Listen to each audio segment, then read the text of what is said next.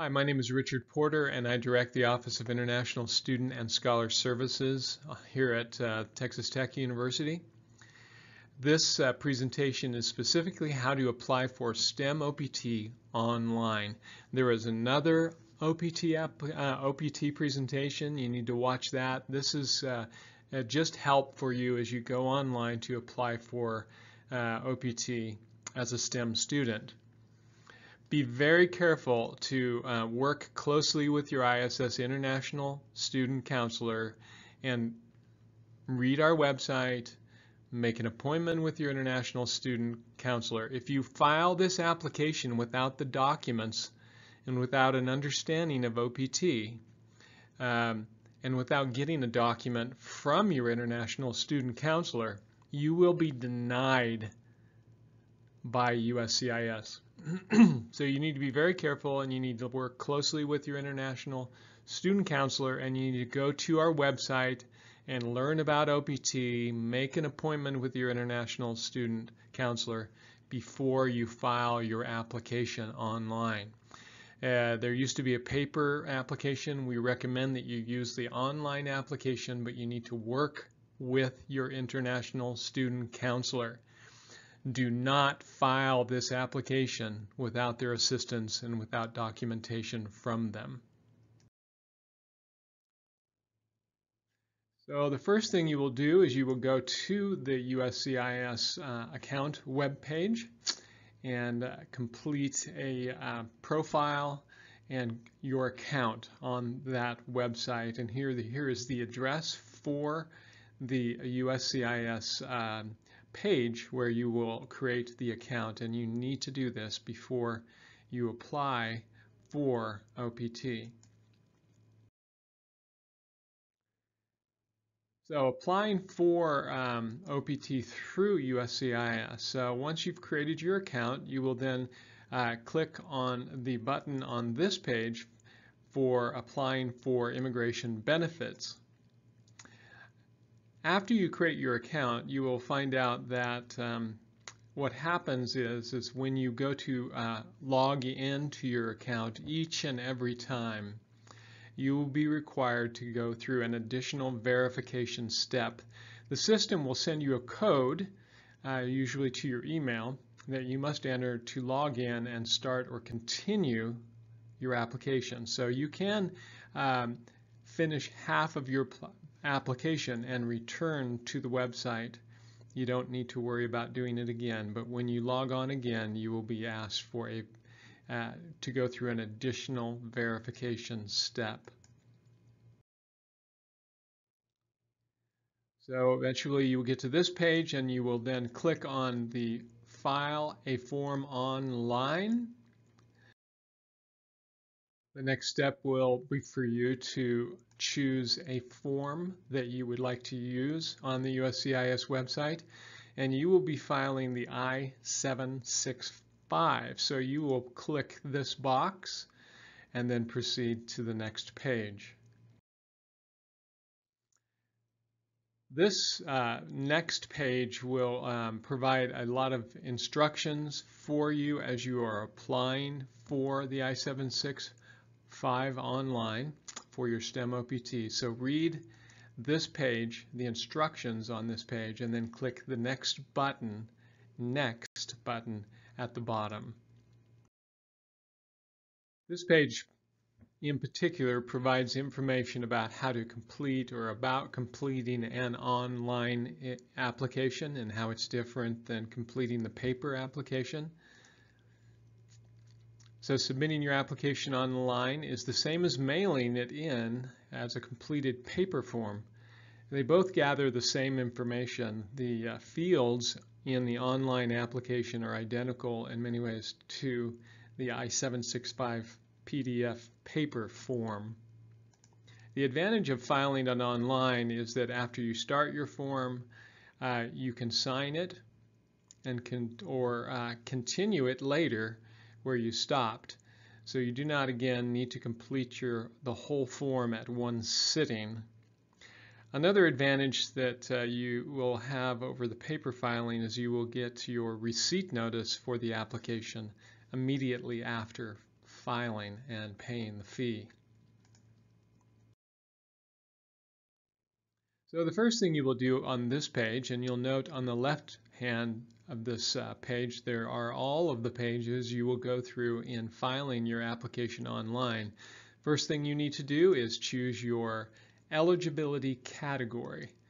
Some things to keep in mind. You will be applying for STEM extension. This is a presentation about the STEM extension application. But please note that STEM OPT is only for students with degrees in science, technology, engineering, and math. It is a separate and distinct application. If you are eligible for a STEM OPT extension, you cannot file it until your 12-month OPT application has been filed and approved. So first you apply for OPT, and then if you are eligible, you apply for STEM OPT. You can apply for STEM OPT 90 days before the end date on your 12-month OPT card, your employment authorization document. And we recommend that you apply as early as possible. So soon after that 90-day window opens up, you need to apply. So on the 89th day would be a good time to apply for your STEM OPT extension. After you check the box that says STEM extension, this page will automatically load additional questions that you need to ask that are specific to the STEM OPT application. Your STEM work, the employment you will participate in, just as was the case for OPT, must be related to the degree that you completed. The next question will be, what is your degree? And unfortunately, when you go to fill in this field, you will find that there is a character limit. So you do need to enter something in this field, but then at the end of this presentation, or near the end, and on the page for additional information, you will complete the name of your degree. Unfortunately, there is a limitation to the characters you can enter in this field, so just be aware of that. The other two questions on this expanded page will be, what is your employer's name listed in E-Verify? And again, you need to only work for, unlike the first 12 months, during STEM OPT, you can only work for an employer that has an E-Verify number that is an E-Verify employer. So you need to enter that employer's name here, and then you need to enter that employer's E-Verify number here.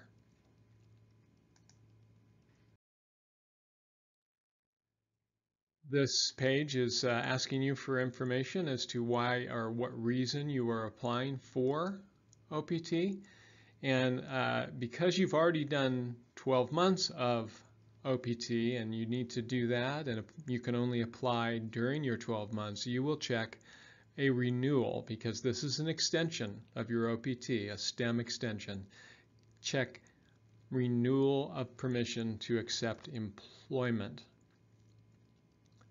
And then because you will have already applied for OPT, you would check yes here because you applied for your first 12 months. So check, in answer to this question, check yes. So the answer to this question on this page is no. We are helping you in a sense, but we are not helping you in the meaning that is intended on this page. We are not acting as legal advisors, so you can answer no to this question, even though your ISSS counselor is working with you and providing documentation. So please answer no on this page.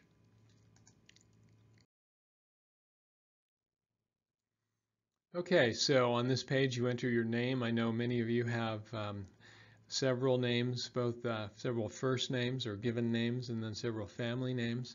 So please enter those and be careful to get the order of your name correct, and this should again match the information that you can find on your passport, your I-20, and usually all three of those, your visa. So enter in the name that you have on those documents here. If you have only one name, you are only actually required to enter one name here, and that will be under your family name. Somewhat rare, but if you only have one name, you can enter that under family name. Middle name is not required.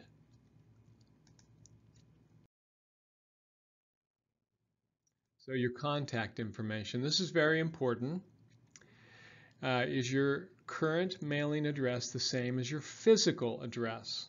Most of you will answer yes, but if you are not going to be living in your apartment for much longer, and when you anticipate that you will receive the card after you move out, you can list or answer here no.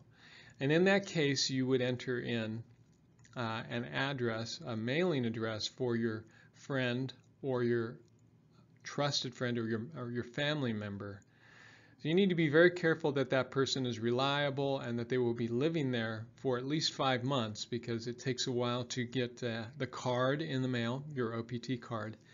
So you can answer no in that case, but if you believe you will change your address within the next 3 months, we do recommend that you list the address for your reliable and trusted friend or family member. When you do that, when you enter in your friend or family member in the mailing address, then you are required to write that person's name in this field. So please, if you are going to check no and you're going to enter in a different mailing address, please write the name of your friend or family member here in this in care of name field. Okay, all of these fields here, these answers here are required fields. So you can answer those questions and then move on to the next. Place and date of birth. This is very important, and it needs to reflect your immigration documents, particularly your passport. Be very careful that you mark the birthday order correctly. That would be month, then day, then year. That will be different generally on your passport. So you need to use the U.S. convention. So write your birth date as month first, then day, then year. So citizenship and arrival record. This is the this is a long page. There are many questions, so we've broken it down into 2 parts.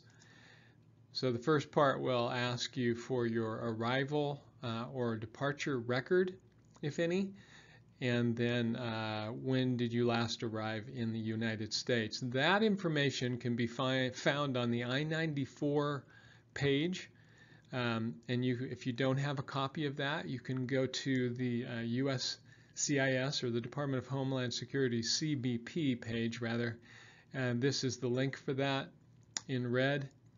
You will go to that page and you can retrieve your information from the CBP DHS website.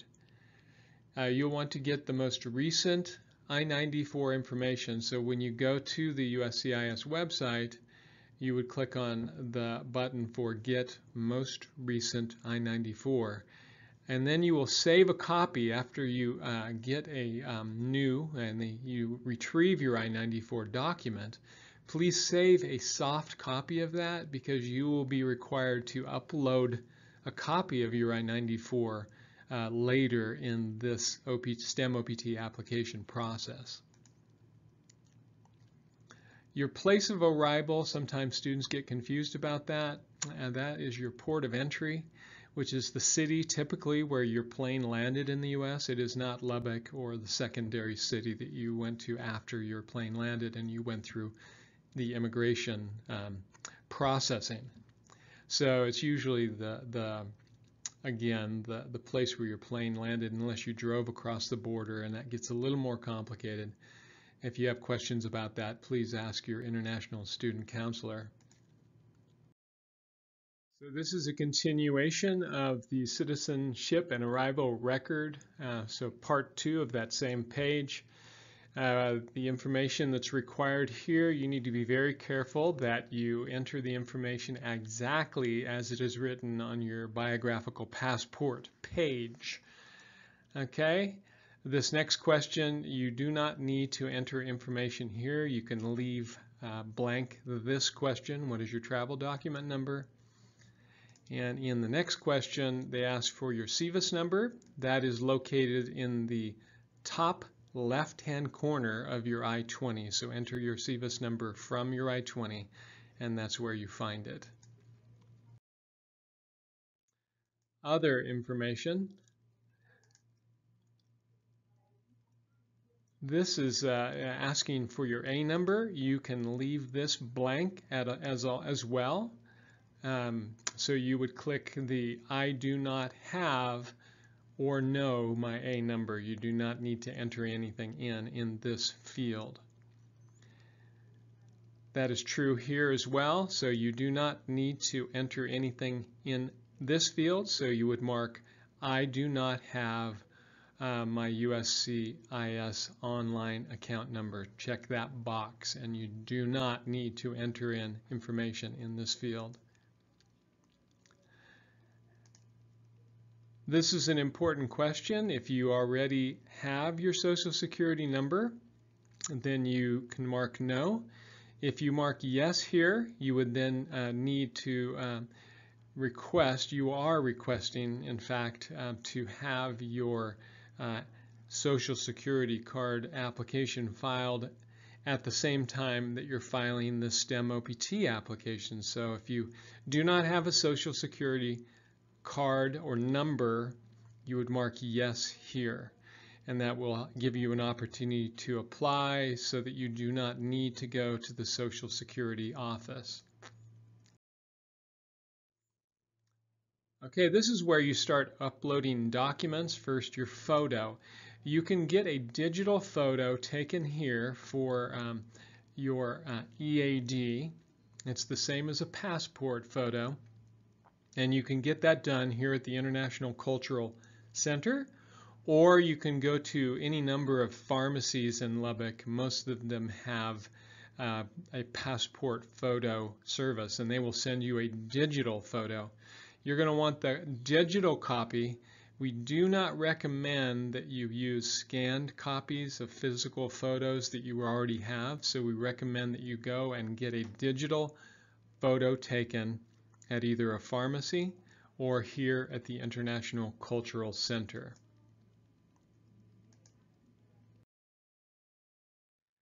So this is where you upload the I-94 card from the page that we talked about earlier. So you go to the I-94 CBP DHS website.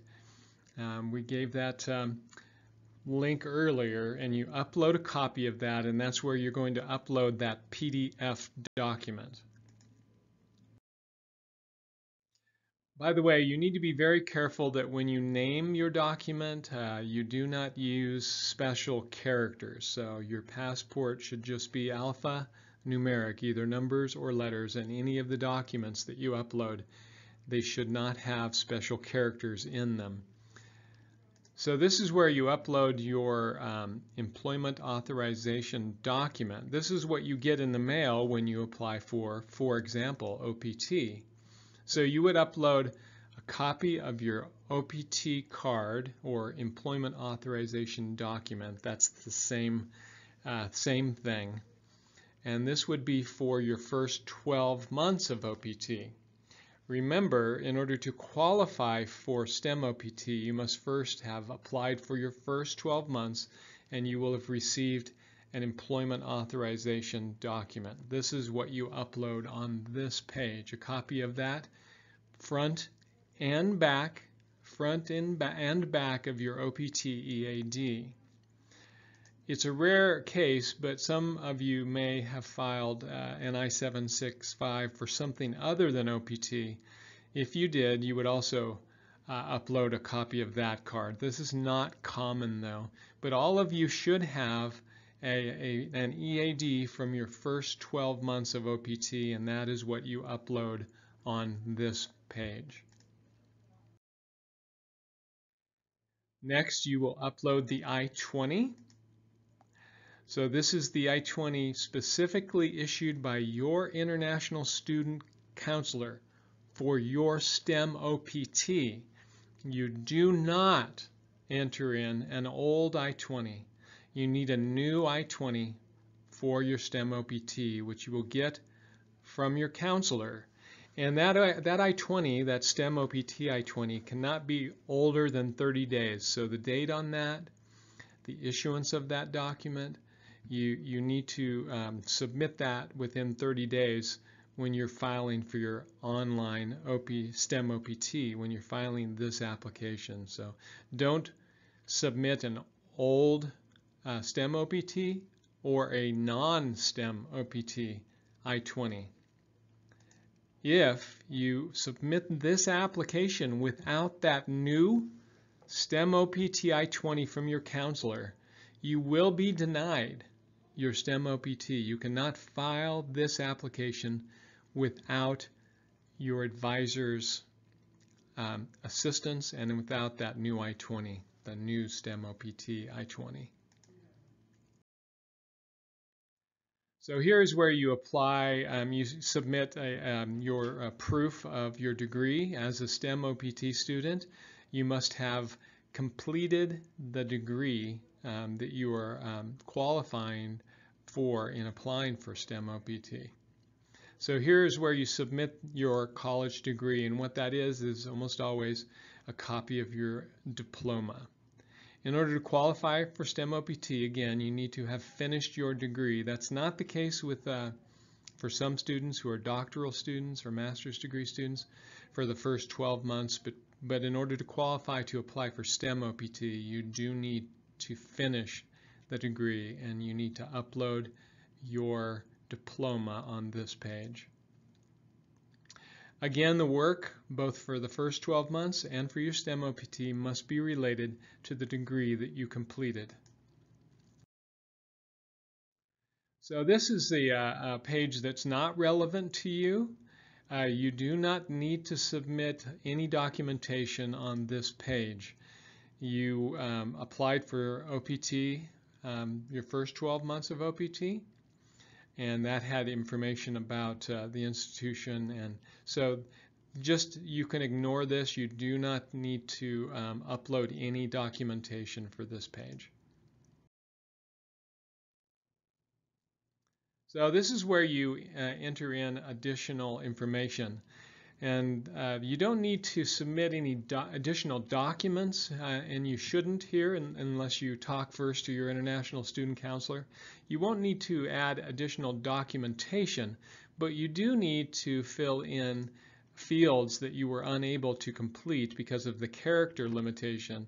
A good example of this is the degree information. There was a character limit, so you would go to this page. I would select the section of the application, getting started, and then you would go to basis of eligibility and what is your degree, and you could complete your degree information in this additional information field. So any earlier field in this application that you could not complete because of a character limitation, you can use this additional information page to enter that information in, and you need to do that. You still need to have some information in the previous fields on previous pages, but you can complete that information here on this additional information page. Okay, you should be ready now to submit your application, but first you need to be very careful that you review your application thoroughly and the documentation that you've uploaded.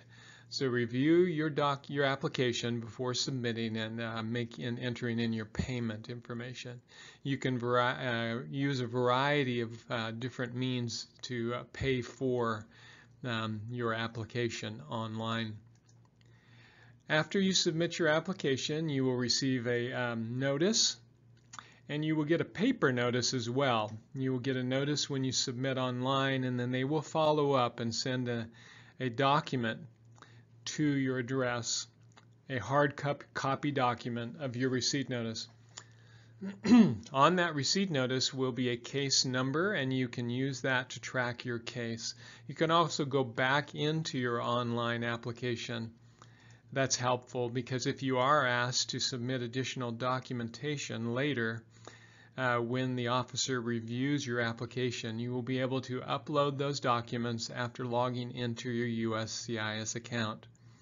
But you need to be very thorough. You need to work with your international student counselor from start to finish, and you cannot submit this application without documents that your international student counselor provides.